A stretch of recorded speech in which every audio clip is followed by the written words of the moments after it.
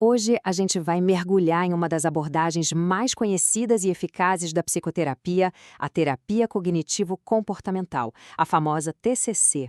E para a gente entender como ela funciona na prática, nada melhor do que acompanhar um caso real, né? A jornada que a gente vai ver começa com um único pensamento, mas um pensamento que diz muita coisa. Então vamos conhecer a Jeannie. Ela é uma consultora de marketing de 50 anos e a mente dela, a mente dela simplesmente não desligava.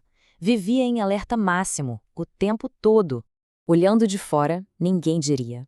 A Jeannie era uma profissional super bem-sucedida, sabe? Envolvida com a comunidade, próxima da família. Mas por dentro, a história era outra. A preocupação estava consumindo ela.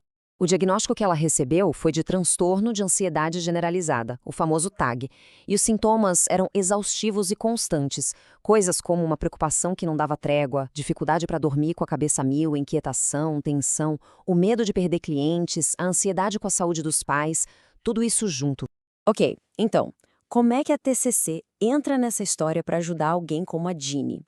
Bom, o primeiro passo é como se a terapia entregasse um mapa para entender o que acontece dentro da nossa própria cabeça. A TCC é uma abordagem bem estruturada, sabe? Comprovada cientificamente. E a base dela é uma ideia que parece simples, mas é muito poderosa.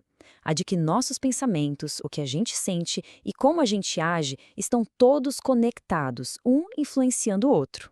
O processo todo começa com a gente aprendendo a pescar uma coisa chamada pensamentos automáticos. Sabe aqueles pensamentos que simplesmente pipocam na nossa cabeça? São reações instantâneas, sem filtro, que a gente geralmente nem questiona. E essa imagem aqui mostra perfeitamente como isso vira um ciclo. Olha só, um gatilho, que pode ser algo super neutro, tipo uma pergunta de um cliente, dispara uma corrente de pensamentos negativos. Esses pensamentos geram sentimentos, no caso da Jeannie, ansiedade, e essa ansiedade leva a um comportamento, como trabalhar de forma frenética. E aí, claro, uma coisa alimenta a outra, criando um ciclo vicioso que parece não ter fim. Tá, a gente já entendeu a teoria, mas e na prática? Como é que essas ferramentas ajudam a desmontar a ansiedade da Jeannie? Para chegar na raiz do problema, a terapeuta usou uma técnica bem específica. A ideia aqui não é só ficar no pensamento superficial, que é só a pontinha do iceberg, sabe? É ir mais fundo para achar a tal da crença que dá força para tudo isso. E essa técnica é a chamada seta descendente. Funciona assim: parte-se do pensamento automático, tipo, meu cliente vai me demitir. Aí a terapeuta pergunta, ok, e se isso fosse verdade, o que significaria? A resposta da Jeannie foi, eu perderia minha renda. E a terapeuta continua, e o que isso significaria? Que eu não consigo cuidar de mim mesma. É como ir descascando uma cebola, camada por camada, seguindo o fio do medo até chegar no núcleo do problema, a crença central. E aí a gente chega no ponto-chave. A ansiedade da Jeannie não era de verdade sobre perder um cliente. Era sobre algo muito mais profundo. Uma crença central bem lá no fundo de que ela era fraca, incapaz e por isso totalmente vulnerável no mundo perigoso. Beleza, identificar essa crença é um passo gigantesco. Mas e agora? Como é que se desafia uma coisa que parece tão real, tão enraizada? É aqui que entram os chamados experimentos comportamentais. No caso da Jeannie, o experimento foi o seguinte. Ela se propôs a esperar, de propósito, algumas horas antes de responder e-mails de clientes que não fossem urgentes. E o resultado?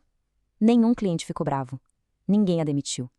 Ela começou a coletar provas concretas do mundo real de que o medo dela não era tão realista assim. E isso, aos pouquinhos, foi enfraquecendo aquela crença central. Mas olha, a TCC de hoje em dia vai muito além de só ficar desafiando pensamentos. A terapia evoluiu e hoje tem uma caixa de ferramentas bem mais ampla e flexível. Uma dessas inovações se chama ativação comportamental. A lógica é meio que o contrário do que a gente costuma fazer. Em vez de esperar a vontade aparecer para fazer algo, a pessoa começa a fazer coisas que são importantes para ela, para então começar a se sentir melhor. É um jeito de quebrar ativamente aquele ciclo de desânimo e isolamento. E olha que interessante ver essa mudança na prática. Esse gráfico mostra como a Jeannie usava o tempo dela. No antes, dá para ver que o trabalho tomava conta de quase tudo. Já no depois, a gente vê uma vida muito mais equilibrada. Ela começou a dedicar tempo de forma intencional para a família, para a saúde, para os amigos, ou seja, para as coisas que realmente importavam para ela. E nas últimas décadas, surgiu o que a gente chama de terceira onda da TCC. Ela traz conceitos como mindfulness, aceitação, a ideia de viver uma vida guiada por valores. E isso foi uma mudança de perspectiva gigantesca. Em vez de brigar com os pensamentos negativos, o foco passou a ser mudar a relação que a gente tem com eles. Essa imagem ilustra bem essa abordagem mais moderna. De um lado, a gente vê que ela integra várias estratégias. E do outro, essa balança mostra o ponto principal: encontrar o equilíbrio entre aceitar o que a gente sente e, ao mesmo tempo, buscar a mudança. A meta não é mais eliminar a ansiedade, mas sim aprender a caminhar em direção a uma vida que vale a pena, mesmo com a ansiedade ali do lado. E o que tudo isso quer dizer, no fim das contas?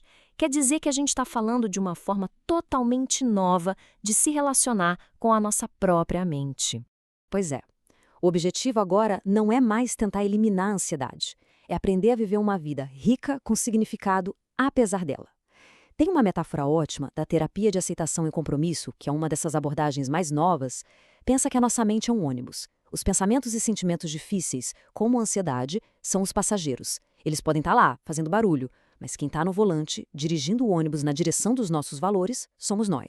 Com essa nova perspectiva, a Ginny conseguiu finalmente lidar com os problemas reais da vida dela, como a questão da saúde dos pais. Ela aprendeu a focar em ações que ajudavam de verdade, em vez de ficar presa na preocupação que não leva a lugar nenhum.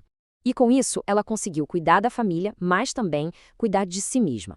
E essa reflexão final é talvez a mais importante de todas.